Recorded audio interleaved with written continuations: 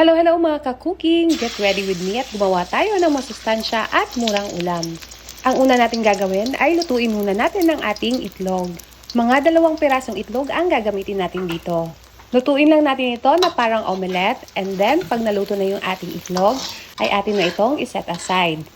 At kapag lumamig na ito, hiwain lang natin ito sa maliliit na hiwa or sa gusto nyong hiwa sa itlog. At sa parehang lutuan ay ating igisa ang ating sibuyas. Isinali ko na din yung leeks ng ating sibuyas dahon. At kapag nag-translucent na yung kulay ng ating mga sibuyas, ay atin nang isunod ang ating bawang. At hintayin lang natin na mag-brown na yung kulay ng ating bawang. At atin nang ilagay ang ating oyster sauce, mga 1 tablespoon of oyster sauce.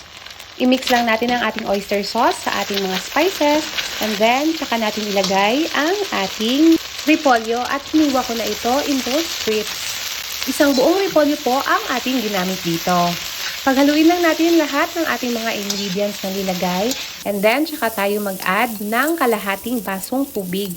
Para naman may kaunting sauce ang ating recipe ngayon, at para kung ang ating mga anak ang kakain, may sauce ang kanilang ulam.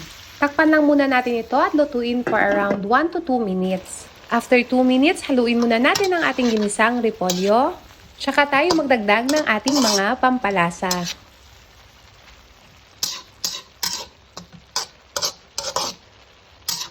At pagka okay na, maglagay na tayo ng 1 kutsarang toyo, 1 kutsaritang paminta, at 1 kutsarita din na all-purpose seasoning. Paghaluin lang natin lahat ng ating mga ingredients na nilagay, pati na yung ating mga pampalasa, until ma-distribute na ito lahat sa ating gulay.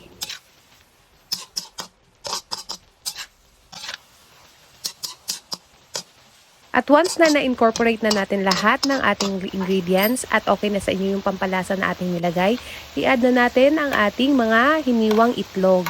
At atin nang itong i-mix sa ating gulay.